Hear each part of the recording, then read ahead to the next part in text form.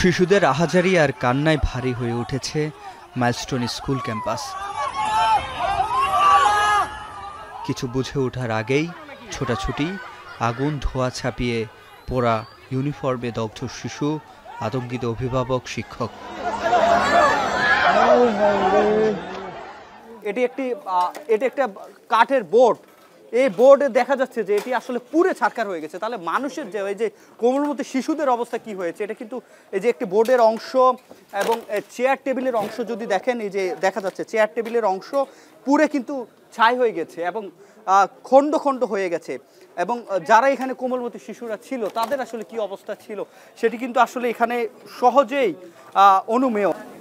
এই ক্লাসরুমের সামনেই আছড়ে পড়ে বিমান। বিস্ফোরণে মুহূর্তে পুড়ে যায় ক্লাসরুমের আসবাব।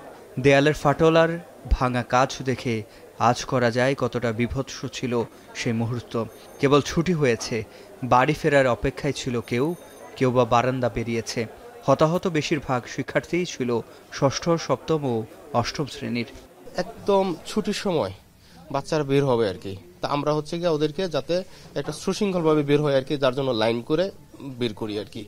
ঠিক এই মুহূর্তটার মধ্যে আর কি আপনার এই ঘটনাটা, দুর্ঘটনা ঘটার পরপরই আপনার প্রচন্ড ধোঁয়া। তো টিচার্স রুমে হচ্ছে গিয়ে আমরা দুজন টিচার ছিলাম। এর মধ্যে হচ্ছে গিয়ে আপনার আমরা সিদ্ধান্ত নিতে পারতেছিলাম না কি করবো, সামনে আগুন, ভিতরে আমরা ধোঁয়ার মধ্যে। আমি দৌড় দিয়ে ওয়াশরুমের দিকে দৌড় দিই। আরেকজন শুনলাম যে হচ্ছে মানে আমাকে অনুসরণ না করে হয়তো অন্যদিকে গেছে, এরকম হয়তো তিনি মারা যাওয়ার সম্ভাবনা আছে। জানা যায় বিমানটি দুপুর 1টা 6 মিনিটে উড্ডয়ন করেছে এবং বিধ্বস্ত হয় 1টা 18 মিনিটে। প্রথমবার একক বিমান উড্ডয়ন করেছিলেন ফ্লাইট লেফটেন্যান্ট তৌকির ইসলাম সাগর। মাত্র 12 মিনিটের মধ্যেই দেশের ইতিহাসে ভয়াবহ হৃদয় বিদারক ঘটনার সাক্ষী হতে হলো। পুরে অঙ্গার হয় নিষ্পাপ শিশুরা, দগ্ধ হয় 150-র বেশি। নিহতের সংখ্যা বাড়ছে সময়ের সাথে পাল্লা দিয়ে। এদের বেশিরভাগেরই বয়স 12 থেকে 16 বছর। যে এখানে ক্লাস থেকে বেরোইব বিল্ডিং এর, ওই ক্লাসের ভিতর গিয়ে ঢুকছে একবারে গেটে। তারপরে বাচ্চারা বের হইতে পারেনি, বাচ্চারা জলসে যাওয়া বাচ্চাগুলো বের হইতেছে। কিছু লাশ পড়ে আছে, যারা বের হইতেছিল ওই বিমানের লেগে মনে জলসে গেছে। 2জন স্টুডেন্ট বের করছি আমি। 2জন স্টুডেন্ট বের করার পরে তারপর আমি আরেকটু ভিতরে ঢুকে দিই কারো পাই কিনা।